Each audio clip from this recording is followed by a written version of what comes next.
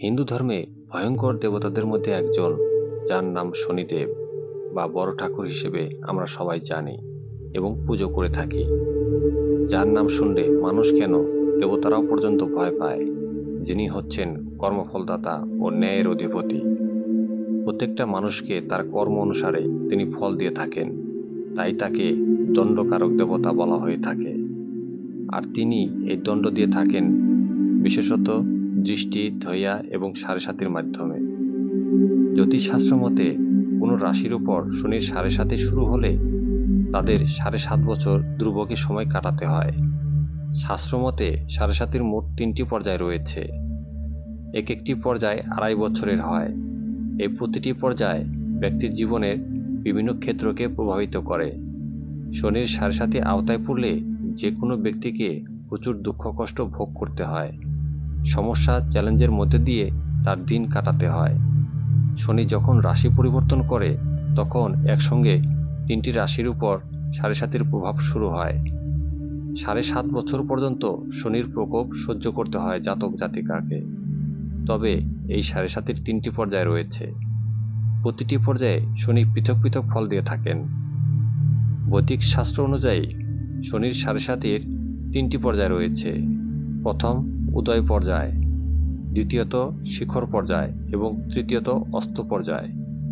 শনির সাড়ে সাতির প্রথম পর্যায় হল উদয় পর্যায়। যে রাশির উপর শনির সাড়ে সাতির প্রথম পর্যায় চলে তাদের আর্থিক লোকসান, ব্যবসায়িক ক্ষতির মতো বিভিন্ন সমস্যার মুখে পড়তে হয়। কর্মক্ষেত্র ও পেশাগত জীবনেও বিপরীত পরিস্থিতির শিকার হতে হয় জাতক জাতিকাকে। এরপর শনির শিখর পর্যায়। এ পর্যায়ে শনির সাড়ে সাতি চরম পর্যায়ে পৌঁছায়। শনির 3টি পর্যায়ের মধ্যে শিখর পর্যায় সবচেয়ে বেশি কষ্টকর হয়। যে জাতকের জীবনের শিখর পর্যায়ে চলে তাদের স্বাস্থ্য সমস্যা দেখা দিবেই। পেশাগত জীবন ও ক্যারিয়ারে কঠিন পরিশ্রমের পরও সাফল্য লাভ করতে পারে না সেই ব্যক্তি। এরপর শনির সাড়ে সাতির অস্ত পর্যায়। এ পর্যায়ে জাতকের ব্যয় বৃদ্ধি হয়, তাদের নানান আর্থিক সমস্যার মধ্যে দিয়ে দিন কাটাতে হয়। এমনকি অস্ত পর্যায়ে জাতকের আকস্মিক আর্থিক লোকসান পর্যন্ত হতে পারে। আবার কোনো ছাত্রছাত্রীর উপর শনির সাড়ে সাতির অস্ত পর্যায়ে থাকে তাহলে তাদের পড়াশোনায় কঠিন পরিস্থিতির সম্মুখীন হতে হয়। এখন 2024 সালে কোন কোন রাশির উপর শনির সাড়ে সাতি চলছে জেনে নিন। গত বছর 17 জানুয়ারি 2023-এ কুম্ভ রাশিতে গোচর করেছে শনি। পুরো 2024 সালে শনি সেখানেই থাকবে।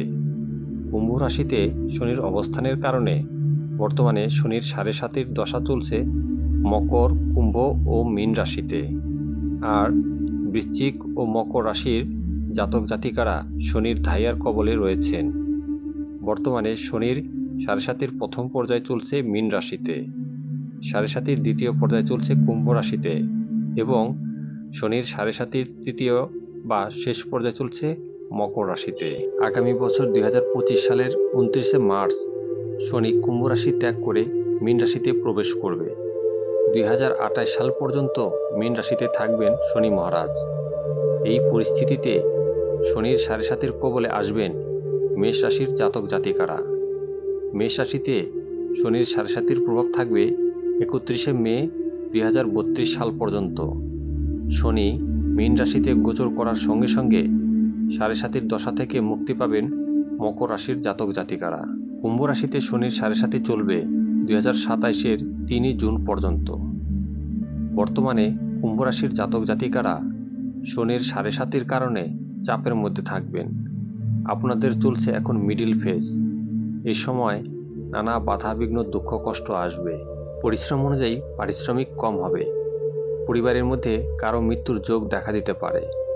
হতাশা, দুঃখ কষ্ট লেগে থাকবে। তবে এখানে জন্মছকে যদি বৃহস্পতি কুম্ভ রাশিতে অবস্থান করে অথবা দৃষ্টি প্রদান করে থাকে তাহলে শনির সাড়ে সাতিতে তেমন একটা প্রভাব পড়বে না এবং জন্মকালীন শনি গ্রহ যদি শুভভাবে অবস্থান করে থাকে তাহলে এই শনির সাড়ে সাতিতে খারাপ কোনো কিছু হবে না, বরং ভালো ফলই হবে। এছাড়া যদি জন্মছকে শুভ গ্রহের দশা অন্তর্দশা চলে এক্ষেত্রেও শনির সাড়ে সাতিতে আপনার শুভ ফল লাভ করবেন। আর যদি কুম্ভ রাশিতে চন্দ্র পাপপীড়িত অবস্থায় থাকে, শনির অবস্থান খুব খারাপ থাকে, দুর্বল থাকে, তাহলে এই শনির সাড়েসাতিতে আপনি অনেক কিছু হারাতে চলেছেন। এই 2.5 বছরে আপনি অনেক রোগ শোক দুঃখ কষ্ট ভোগ করতে চলেছেন। এরপর মীন রাশি। মীন রাশিদের শনির সাড়েসাতির ফার্স্ট ফেজ চলছে। মীন রাশিদের সাড়েসাতির প্রথম পর্ব শুরু হলো। এরপর আরও 5 বছর। মীন রাশির উপর যদি গুরু বৃহস্পতির শুভ দৃষ্টি থাকে এবং গুরু বৃহস্পতি যদি সেখানে বসে থাকেন, তাহলে শনির সাড়েসাতির তেমন একটা প্রভাব পড়বে না। এই 7.5 বছরে সমস্ত বাধা দুঃখ কষ্ট কাটিয়ে উঠতে পারবেন। যদিও রাশিতে রাহু অবস্থান করছে, এটা বিশেষ শুভ নয়। রাশিতে পাপ গ্রহের অবস্থান, শুরু থেকে কিছু না কিছু বাধা বিপত্তির সম্মুখীন হবেন। যদি আপনার জন্মছকে দশা অন্তর্দশা ভালো চলে এবং শনি গ্রহের অবস্থান শুভভাবে থাকে, তাহলে এই শনির সাড়েসাতিতে তেমন একটা কষ্ট ভোগ করবেন না। যতই ঝড়ঝাপটা আসুক না কেন, সবকিছু কাটিয়ে উঠতে সক্ষম হবেন। এখন এই শনির সাড়েসাতিতে কি উপায় করলে আপনাদের উপর কোনো প্রভাব পড়বে না, সেসব বিষয় নিয়ে নিচে আলোচনা করছি। শনি গ্রহের নামেই আতঙ্কিত হওয়ার কিছুই নেই। শনি মারক গ্রহ নয়। শনি অশুভ গ্রহ হলেও শনি ন্যায় বিচারক এবং ন্যায়পরায়ণ গ্রহ। পরম পবিত্র, পরম যোগী, ত্যাগী, পরিশ্রম এবং শৃঙ্খলা শিক্ষাদানকারী গ্রহ। শনির সাড়েসাতি জাতক জাতিকাদের শুদ্ধ এবং বাস্তববাদী করে তোলে।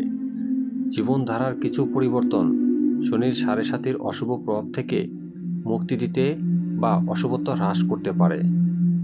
সাড়েসাতি চলাকালীন কঠিন পরিশ্রম, সততা অবলম্বন, বয়স্ক মানুষদের সহিত ভালো ব্যবহার, সেবা, সাত্ত্বিক খাদ্যাভ্যাস, বুদ্ধমানে সামর্থ্য অনুযায়ী দান ইত্যাদি সাড়েসাতির অশুভ প্রভাব হ্রাস করে। বিশেষ করে এই সময়ে যতটুকু পারবেন জীব সেবা করবেন। জীব সেবা মানেই পরমেশ্বরকে সেবা। বিশেষ করে কালো কুকুর ও কাককে খাওয়াতে পারলে বিশেষ উপকার পাওয়া যায়। সাড়েসাতি চলাকালীন শনিবার শনিদেবের পুজো দান এবং ভগবান শিবের পুজো উপাসনা সাড়েসাতির অশুভ প্রভাব হ্রাস করে। ভিডিওটা কেমন লাগলো তা অবশ্যই কমেন্টে জানাবেন। ভিডিওটা ভালো লাগলে লাইক, কমেন্ট এবং শেয়ার করবেন। সবাই ভালো থাকবেন। নমস্কার। জয় শনিদেব।